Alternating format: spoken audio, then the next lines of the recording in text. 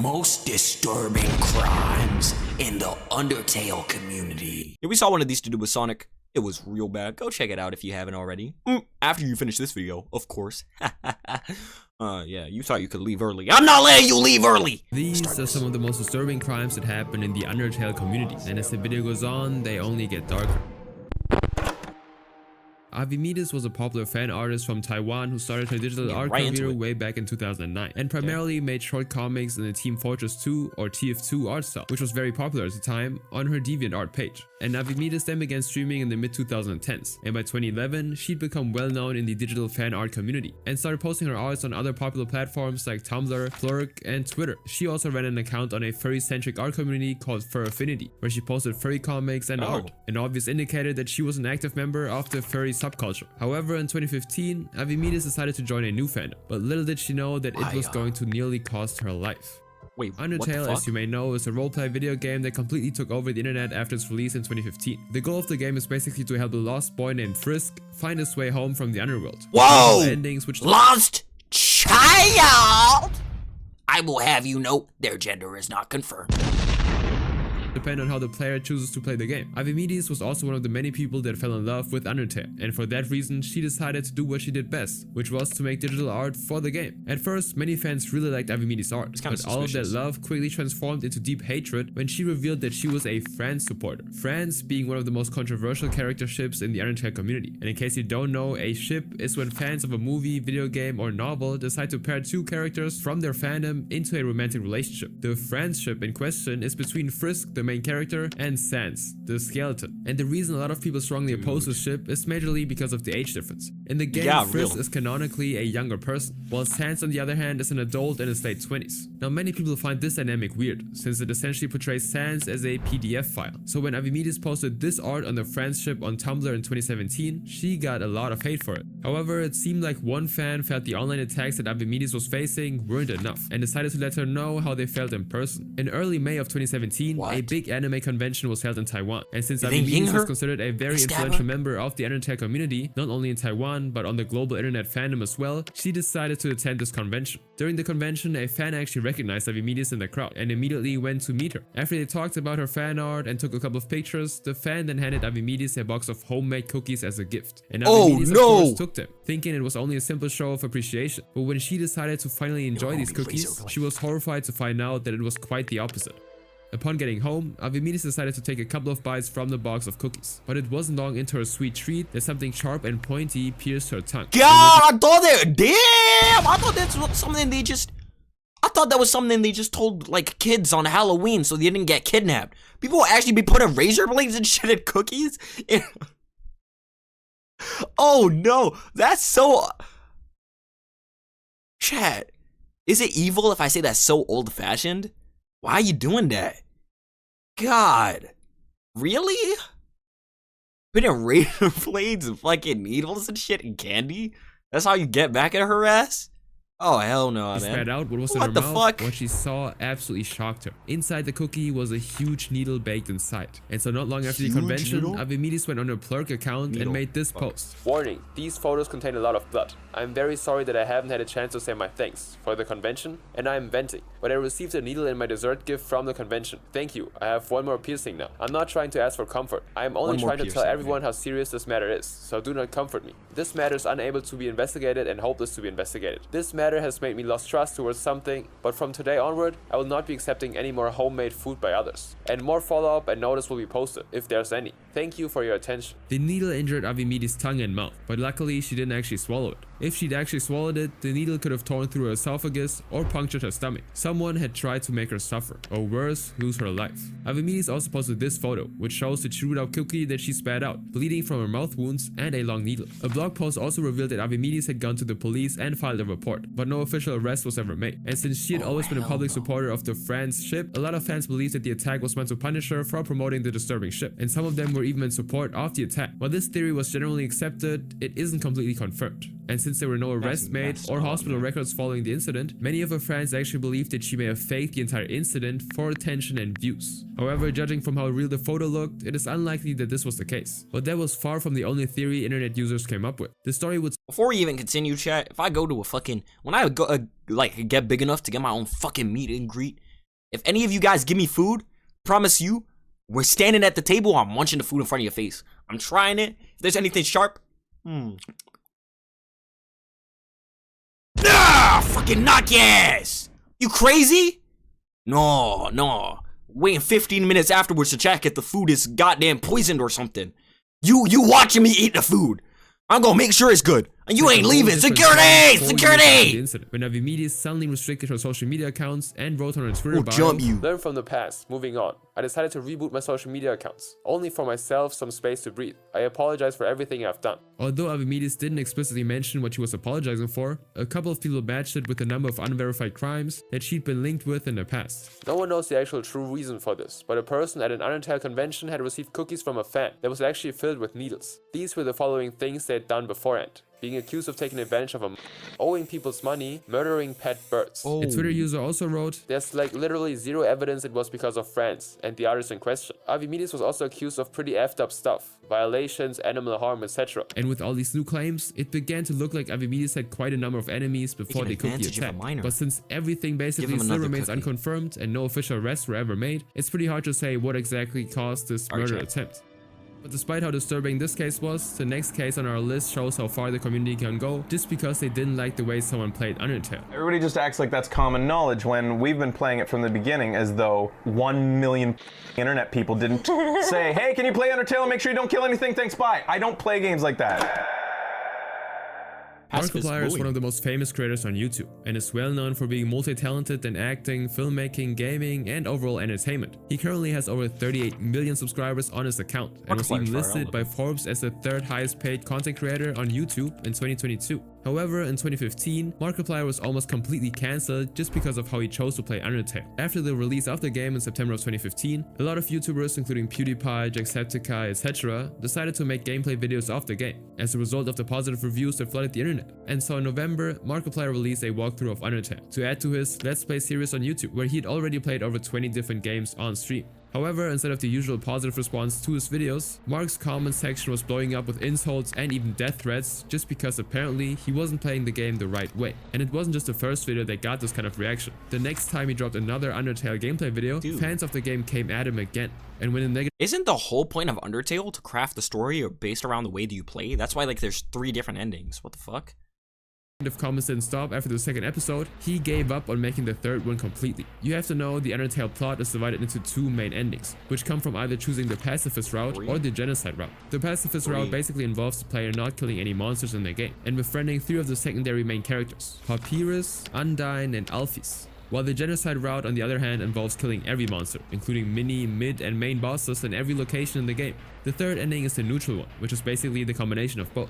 And while these endings just seem like 2 simple different plotlines, a lot of Undertale fans don't joke with the routes, and have formed very toxic fandoms within the community that harass, dogs, and even send death threats to people who choose routes different from theirs. The genocide route fans believe that it is very pointless to play the game without killing monsters, because it leaves the protagonist at level 1 and doesn't give him any XP. And for the pro-pacifists, their biggest argument is that taking the genocide route involves killing characters that are minors. Now Markiplier chose to play through the genocide route, and this was the reason behind the backlash from pro-pacifists. At the same time, a lot of comments criticized the voice he decided to use for the video game characters, especially Sans and Toriel. You're making Sans sound like an idiot. OMFG Mark, when you first met Sans, your voice for him made him sound like a— Now, many of these comments were so vile that YouTube had to take them down, and some even went as far as asking Markiplier to end his own life. What made the death threats even more heartbreaking for Markiplier was that only 3 months before the walkthrough stream, Markiplier actually lost one of his close friends and collaborator, Daniel Lee Kyrie, after he unalived himself. Now, Markiplier didn't actually say anything about the entire situation until February of 2016, during his Depression and Bipolar Support Alliance charity livestream. Undertale, I'm not gonna play it. There's no short way around it. There's no easy way to say that. I'm not going to play it. The community that rallied around it for different reasons than the reasons that I wanted to play it. So then it became a big obstacle to me in my mind that I wanted to play it in a different way than people were expecting. And then it became too much of a long thing, and then it's way out of time now, and I just don't feel like playing it. The backlash would eventually die down after Mark successfully distanced himself from the game. However, later in October 2016, Mark made a surprising return to Undertale, when he and some of his friends streamed their playthrough for YouTube Primetime. And this was when he finally explained why he quit in 2015, saying, Everyone was disappointed in the way I was playing it, and ordinarily I would just be like, you know, I'm doing it my way, I'm gonna do this. But unfortunately, it was so persuasive that it made the entire experience not fun for me. It was literally just a moment where I was like, I'm not having fun making these videos, because I know no matter what I do, everyone will think I'm wrong. Now, Markiplier's case wasn't the only time Undertale fans hated on YouTubers for playing the game wrongly. In January of 2016, while YouTuber Fraser Argar, also known as Far From Subtle, was streaming an Undertale walkthrough on his channel, he killed some of the monsters that attacked his characters, and because of this wasn't allowed to go through a door in the game that was strictly meant for the pacifist route. Now, a lot of viewers in the stream chat immediately made it a big deal, with one commenting, "Wow, they really are punishing you for your choices." And this made him really frustrated, and so he replied, "Everyone just acts like it's common knowledge when we've been playing it from the beginning. As though 1 million internet people didn't say, hey, can you play Undertale? Make sure not to kill anything. K, thanks, bye. I don't play games like that." What comes next, however, is even more unsettling since it involves an Undertale mod developer who used his privilege to commit pure evil. What's up guys, it's Undertale, but even better with the Bits and Pieces mod. When Undertale was released in 2015, nobody expected it to blow up as fast as it did. It was very rare for an indie game to perform that well, and even Toby Fox, the creator of the game, was so surprised by its success that he made a post on his official blog. Though it was released almost a year ago, I have the same opinion of it. It's about an 8 out of 10 niche RPG game. Surprisingly, there are many people who like this type of game. Though I did work hard, there's definitely a lot of luck involved in having a game become this popular. This fast and exponential growth was the first of that era, and it definitely gave room for a huge fanbase that created fan art, alternate game theories, universes, and new gameplay mods from developers within the community. A game mod is sort of a fan-made reconstruction of a video game that basically makes changes usually requested by other members of the community. And one of the most popular Undertale mods was the Bits and Pieces mod, not only for the new improvements, but for the very controversial story behind its creator. The first version of the Bits and Pieces mod was announced in August of 2020 by the team B&P, a group of relatively famous developers, artists, and musicians in the Undertale community. The creator and main director of the project was a designer and musician called Willowispz. He was the lead developer on the team and had also collaborated with musicians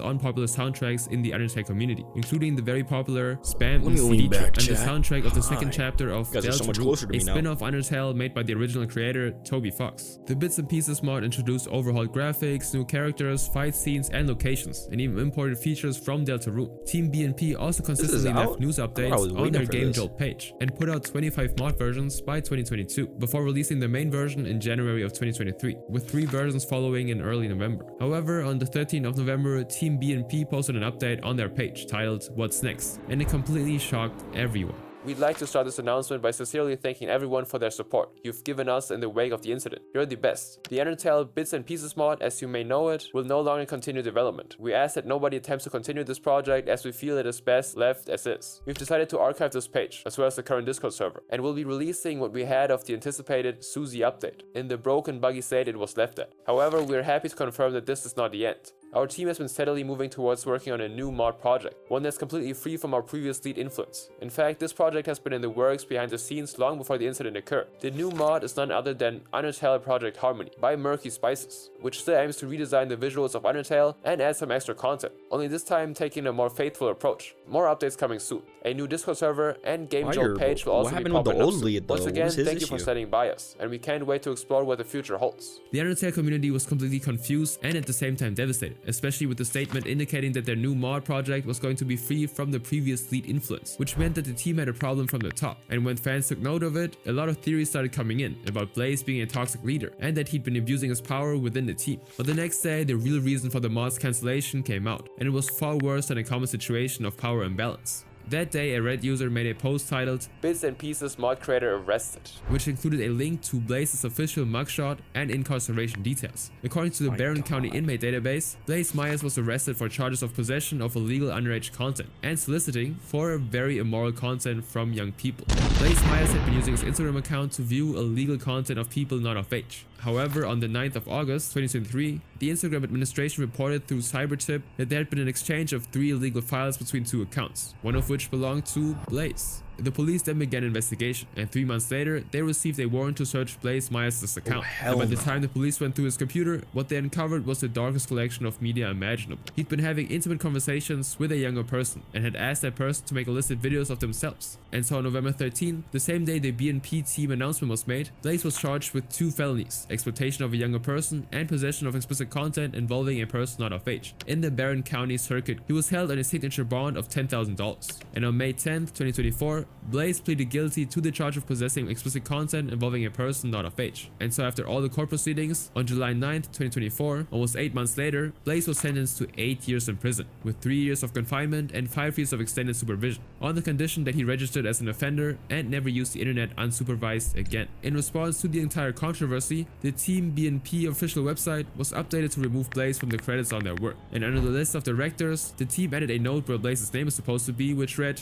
"We don't talk about the third one." completely erasing him from the Bits and Pieces projects. And according to a blog post from TV Topes, some old members of the Team BNP partnered to form a new dev group called Top Hat Interactive and worked together to create the Undertale Project Harmony mod that they had already announced in their statement. Then in January of 2025, Top Hat Interactive finally decided to completely distance themselves from Blaze Myers and everything he'd created. So they reached an agreement with the other Undertale mod collective called the Hopes and Dreams mod team and agreed to delete all traces from Bits and Pieces in their work. And while Blaze faced justice for his crimes, that wasn't the same in the next case, even though they went as far as almost forcing someone to end their stay on Earth. They are hell? brothers! And they are literally skeletons. Why do you want to see this in a romantic or sexual manner? We've already talked about ships in the Undertale community and how toxic they can be, but there's one ship that's even more problematic than Frisk, the Fonsest ship. The Fonsest ship is between two underworld characters in the game called Papyrus and Sans. In case you didn't notice, both of these characters are named after the popular computer text fonts, Papyrus and Sans Serif, and both of these characters are also brothers. In the game, Sans is depicted as the annoying older brother that lazes around and bugs Papyrus with bad skeleton jokes, but brags about Papyrus a lot whenever he's off screen, while Papyrus is calmer and pretty much the opposite of his brother. Sans and Papyrus are seen together at several points in the game, especially in the Snowden region, with Sans also making a couple of guest appearances on phone calls with Papyrus. Now after the release of the game, many artists and fanfiction writers began creating romantic content involving the two brothers, especially on platforms like DeviantArt, Tumblr, and Wattpad. And a lot of fans love the Fonsest ship because of the contrast in their personalities, and the fact that Papyrus and Sans are the main skeletons in the game. Also, as a result of the growth in the global acceptance of queer culture in the mid-2000s, same-gender ships like Fonsest were pretty popular. Now on the other hand, of course, the anti-Fonsest fandom was strongly against it. Hell no! Oh. Sasuke and Itachi? Mario and Luigi? Yeah, hell no. Idea. This is because inappropriate relationships between siblings is not only morally wrong, but also a crime pretty much everywhere in the world. And so the pro-Fonsest versus anti-Fonsest groups slowly divided the Undertale fandom. And with time, what seemed like a simple disagreement quickly became something else entirely. Artists that drew Fonsest content were mass reported, which resulted in their accounts being suspended. And it escalated to a point where even artists that drew simple platonic scenes of the brothers were accused of being secret Fonsest shippers, and were also reported online. One user even went as far as creating a petition to stop Fonsest, which he addressed to Toby Fox, the Undertale community, and for some reason American rapper Macklemore. Now during the peak of the Fonsest beef, the term purity culture became a trend in the community, which is a Christian movement that preaches abstinency from intimacy. The anti-Fonsest supporters also claimed that they were protecting children from the weird relationships of two brothers. But the pro-Fonsest were also not backing down either, and decided to fight back so hard that they harassed an anti-Fonsest supporter, so much so that he almost decided to end their time on Earth. In 2016, a Reddit post titled It seems an anti-Fonsest blog unalived himself went viral, and it talked about a popular Tumblr blogger at the time under the username anti-Fonsest, who was well known for posting content against the Fonsest chip. The handler of the anti-Fonsest blog had previously written about how they believed that chips like these were used to condition victims by their offenders into thinking what they did to them was okay. And then on July 4th, they made a post about receiving assault threats from pro-Fonsest supporters online. Please stop sending me asks about harming me. Please, please, I'm begging you. Please stop. And the same day, they released a long list of vile messages that they'd received from users online. Things that people have actually said to me because I hate their skeleton ship. I've been brainwashed by the Tumblrians into being embarrassed about my past experience with inappropriate intimate conduct as a young person. And I should just drop the act and admit I enjoyed what happened. Graphic description of how someone wanted to kill me. I would have exploited whether the person responsible had access to adult content or not. So it's wrong of me to condemn the whole genre. 3 people hoping I get exploited again. Someone threatened to track me down and harm me. I'm an opinionated cow. I already lost the count of the unalive yourself asks I've gotten. Consensual familiar intimacy is beneficial for both parties. More that I don't want to think about right now. Then they followed it up with another post saying, You want me gone so badly, then fine. I'll give you what you want. Before completely going offline. Luckily, a friend of theirs managed to find them and talked them out of doing anything crazy to themselves. And the next day, another Tumblr blog posted an update on the whole situation. Great. Thanks to the fandom for this ship, somebody is about to unalive themselves. Are you proud of yourself, Anons, that harass Anti-Fawn says? Second update, he changed his description and title to, I won't be back, I'm sorry. So we are here now. After Anti-Fawn left Tumblr, another account, which was a pro-Fawn supporter, made a celebratory post titled Anti-Fawn is dead, which was later taken down by the platform itself. Now by 2017, most fans stopped paying attention to shipping wars, and most of them just faded. But this was at the expense of the entire fandom, as it had been divided into these smaller niche subgroups that majorly made posts about the ships they supported. But even though the community had been divided, one thing they still agree on is how much the next person turned Undertale to an immoral collection of childhood trauma. Plots centered around Willo growing up to marry someone is a pretty cute thing to include in the story. But if the other person is an adult, yeah, do you see the problem here? Just like most fandoms, the topic of alternate universes is a major discussion for Undertale fans. A lot of fans create alternate storylines, or AUs for short, which are different plot lines from what the original game developer created. For example, in the Underswap alternate universe created by Popcorn Prince, who is a popular Undertale digital artist, all of the main characters in the game had their personalities and roles swapped. And there are many AUs in the Undertale fandom, some even with their own original characters that have gained a lot of popularity in the community. However, one AU artist that completely scares early Undertale fans is Blog the Great Rogue, but we'll be calling her Rogue for short. Rogue started as a Tumblr fan artist, and around 2016 she started gaining popularity for her shipping artworks and her Q&A arts, which involved her followers asking questions about her original characters, and she would draw them answering the questions. Rogue's art was impressive, and most of it involved merging characters from different universes, but the issue was that most of her content was not safe for work stuff, involving very explicit artwork. Now, one of her more popular AU comics was called Bendy and the Quest for the Ink Machine, where she combined Cuphead and other classic cartoons like Mickey Mouse, Felix the Cat, and Oswald the Lucky Rabbit. The comic was a hit among young fans back then, and it ran for 3 years. But when Undertale came out in 2015, Rogue was among many others who loved the game, and also added it to her list of art concepts. However, among all of Rogue's works, there are 3 main comics that the Undertale fans notoriously remember her for: PJ's Daycare, Jamie's Love, and the Nerd and Jock AU. Paper Jam, or PJ, who's also an AU character created by a Tumblr artist called 7 Good Angel, runs a daycare, where he takes care of other AU characters from the fandom. PJ's Daycare follows Rogue's regular Q&A format, and in one of the scenes, one of the characters, Arrow Sans, who's inspired by Sans from the game, gets very sick and goes to the hospital. But his older brother Geno, a version of Sans from the genocide route, wasn't aware of his brother's condition, so he believed Arrow Sans had died, and that it was his fault, and concluded that the only way to redeem himself was to take himself out of this world as well. As crazy as this sounds already, the fact that Geno is still a daycare level toddler and is already so eager to unalive himself makes the entire story even more disturbing. When PJ gets to the cliff, instead of trying to talk Geno out of the entire situation, like in real life scenarios, he yells at him, before revealing that his brother was alive. Geno, who is now calmed down, leaves the cliff's edge and hugs his brother. Rogue's AU comics created very uncomfortable plotlines from the Undertale game, and it gets even weirder in the Jamie's Love comic, where Paper Jam, or Jamie, who's a minor at the time, falls in love with Mr. Fresh, a cool version of Sans in his mid-20s. The huge age difference made the entire plot unsettling, and for most of the comic, Paper Jam refers to Fresh as Mr. Fresh, which further makes it obvious that he understands that it's not normal to be with someone that old. Oh Scenes no! where Rogue draws intimate moments of the two, and in one scene, Fresh even falls asleep during one of the intimate moments, and Paper Jam opens his mouth and does some inappropriate stuff. And if you think these plots couldn't get even more disgusting, in the third AU, the whole story revolves around a nerd named Goth, and a jock or popular kid named Palette, who's also a shipchild of 2 other Sans AU characters, Ink Sans and Dream Sans. Now Palette and Goth like themselves, but Palette isn't ready for a relationship or anything serious. However, Goth loses control of himself and forcefully has his way with Palette. Some days after, Goth starts to regret all of it and tries to take himself out of this world, but Palette comes to stop him and immediately calls for help.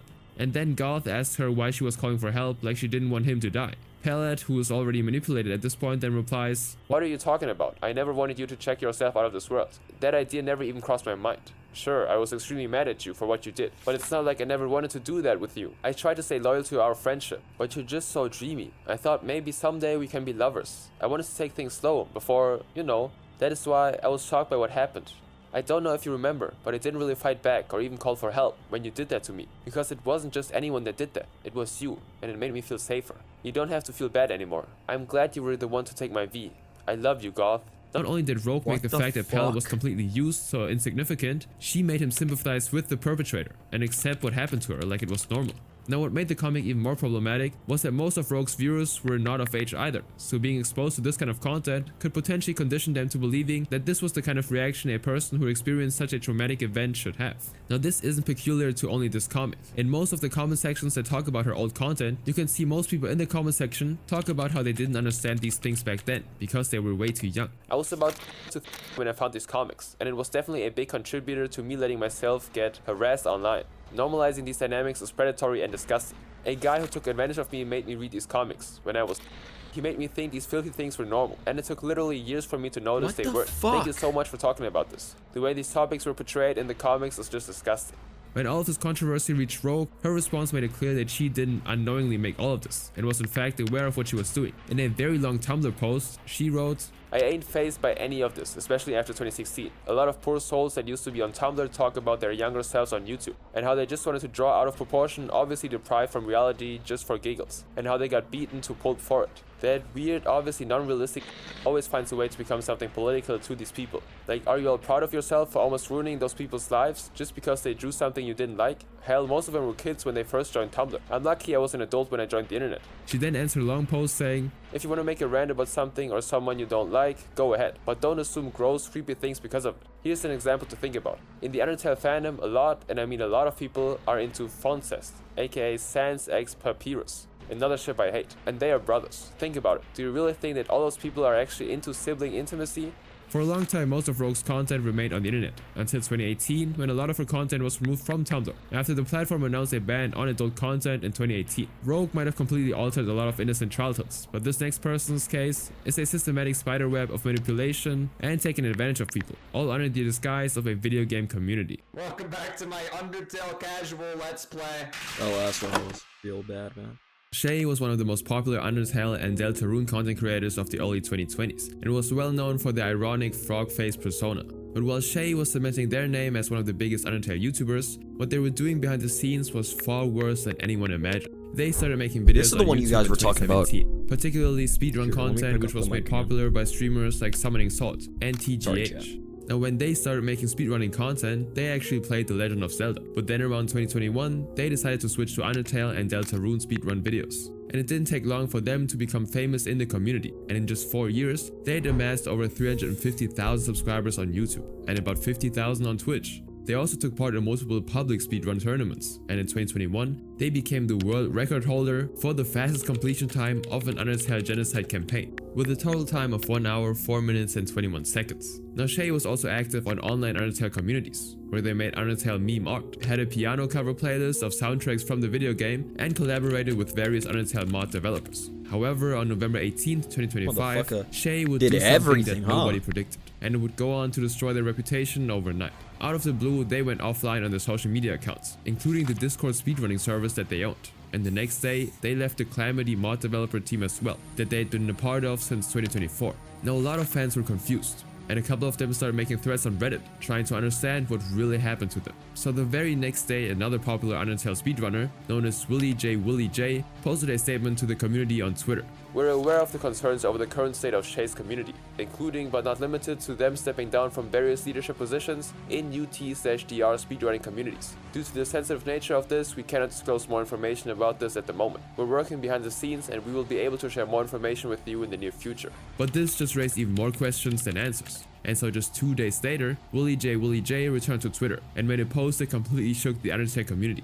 While in the community, Shay has committed reprehensible acts including taking advantage of multiple fans and harming their now ex-partner. They're an active danger to the community. And Willy J then revealed Shay's crimes with a 262-page long expose of tweet to back up his claims. The document contained 29 separate sections, testimonies from victims, former friends, and people Shay had manipulated or taken advantage of. Each section included chat logs, screenshots, and detailed accounts of what happened. The preface of the document reads, We, a collective group of Shay's victims and former friends, accuse Shay of actions including but not limited to non-consensual acts, taking advantage of people, orbiting fans until they're of legal age, and pressured intimacy. We're releasing this document because we feel that Shay's actions pose a present and extreme safety risk to the community, such that people need to be aware to protect themselves. In this document, you will find a collection of our stories, statements, and supporting evidence to these accusations. Shay himself has already admitted to the actions, detailed in the testimonies from Anonymous 1, Azarath, Anonymous 3, and Willy J, to the victims themselves in private. I can't go over the entire document because it's too long and I don't want to get demonetized. But the first case in the document is by Shay's ex-partner, known on the internet as Star Smiley. Shay and Smiley became a couple around 2019, and from the beginning, Star had been clear about her boundaries because she is asexual, which means that she experiences little to no intimate attraction to others. And Shay, who's non-binary, agreed to respect these boundaries when they started dating. She asked Shay to not initiate anything intimate, and Shay agreed. To accommodate this, Star claimed that she was okay with Shay having intimate partners outside of their relationship. But according to Star, Shay took advantage of that arrangement and, in quote, handled it poorly. As I mentioned previously, I agreed that they could have intimate contact with others, and did not specify that they had to tell me when it happened, or who it was with. I did not expect them to be having this behavior with nearly 20 people, nearly constantly, throughout the entire relationship. And from other victim testimonies, Shay can be seen repeatedly brushing off any conversation that asked about Smiley, or if Smiley was comfortable with them talking with Shay. Then one night, while they were in bed together, Shay started doing something to Smiley inappropriately without her consent. And when Smiley confronted them, Shay claimed that they were testing whether Smiley really was asexual. And this, of course, left Smiley completely distraught. Smiley also revealed that Shay was very distant and would rarely interact with her despite knowing that she was suffering from depression, and that they also had a phone addiction problem. And on top of that, Smiley would also accuse Shay of being emotionally distant. Now when Smiley finally ended their relationship, she moved back in with her parents, without telling Shay, since she knew that they wouldn't let go. And she was right. When Shay called Smiley's mother afterward, they admitted to her mom that they would have tried to stop Smiley from leaving. The next testimony in the document was from a girl named Aspen, who Shay had befriended. At the time, Aspen was not of age, while Shay was already 22. But this didn't stop them from flirting with Aspen nonetheless. And as the two grew closer, Shay would always make these inappropriate comments about Aspen's body. And then in 2022, during a gaming convention that they both attended, Shay sent Aspen a shirtless photo while the two were seated next to each other on a bed. And the moment Aspen turned 18, Shay's behavior shifted even more. Their advances became more aggressive and more explicit. They would only text her when they wanted to talk dirty, and according to the document, this was a pattern across multiple victims. Then during the Games Done Quick convention of 2025, Shay invited Aspen to their room while they were alone and got intimate with her even when she clearly didn't want it, although Aspen didn't complain because she was scared of upsetting Shay. When I went up to their room under the pretense of hanging out, they took advantage of me. They made advancement and pushed me to do things I was not comfortable with, but I did not feel safe saying no given the context, the power they had over me, and the fact that I was alone with them. At the time I was vulnerable given unrelated things in my personal life, and it led me to not really realize what had happened until I looked back on it a few days later. For the rest of the events, they barely responded to me. I sent around a dozen messages and they gave me one single cat emoticon and a LOL, ignoring almost everything I said to them, and all the while acting like nothing happened when we were around each other in person. And then there's the case of a person who's only referred to as Anonymous 1 in the documents, but I'll be calling them Sage. His first contact with Shay was in late 2023, after Shay reached out to him to compliment an art that he'd made. The two slowly grew closer, and Shay managed to keep the conversation as platonic as possible. But this wouldn't last long, as when Sage turned 18, Shay became much more flirty with their messages, and called him a good boy in one instance. On one occasion, Shay also asked him for a photo of his backside as proof that it was actually big, which he sent. Now this was very disturbing, because they knew that Sage was also asexual, and pushed anyway, just like with Smiley. According to Sage, he was enjoying his relationship with Shay, not only because it fulfilled his fantasy of dating an older person, but because they were also somebody he looked up to, which made it pretty special for him. Then in May of 2025, Sage made a post on X about wanting to get intimate, but Shay immediately translated that as an invitation for intimacy directed to them, and so they began to bug Sage about performing the acts he described in the tweets with them. And in response, Sage continued to brush Shay off, but they simply refused to back down and continued to behave inappropriately. Sage then explained that his post wasn't meant to be intimate, but Shay made it clear that their intentions absolutely were. This made Sage upset, because again, he was asexual, and Shay knew about it. And when Shay noticed that the whole thing was going too far, they quickly apologized and claimed that it was simply a joke. Now by late August 2025, Sage had actually heard enough stories from other victims, so he sent Shay a lengthy message calling out the inappropriate behavior and setting clear boundaries, to which Shay then responded this. These past few weeks and especially these past few days have been incredibly sobering for me. I frankly truly did not realize the impact of the things I was saying. You're completely right. I want you to know that. You're completely right. After I got over the initial sting and suddenness of your message to me a few weeks ago, I really started thinking and processing and just laying it all out for myself. I'm sorry that I wasn't clear in my responses to you, because I was still reeling over the shock of it all. But you're right. You have every right to feel this way, and yet you have shown me compassion by sending this to me, giving me closure on it, and that means a lot to me. I'm going to write my response in multiple bits. I don't have the energy at the moment for a long message, sorry. I just want to say I'm so incredibly sorry. And so incredibly sorry for not realizing what I was doing to you, how it made you feel, how it must have felt coming from me.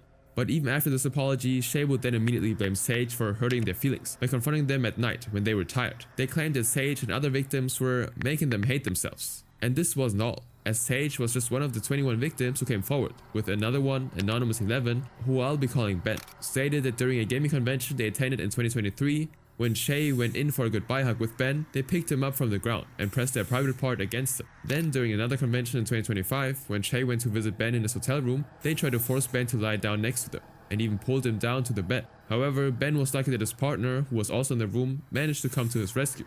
One of Shay's former friends, Audrey, also claimed that right after she had a breakup, they and Shay attended the GameStar Quick convention in 2023 together. Shay was aware that Audrey was at a vulnerable spot and used it as an opportunity to get extremely touchy with them. During one time, Shay asked Audrey to cuddle with them and felt up her backside without her consent. And to make matters worse, Audrey was way younger than Shay and had only turned 18 then.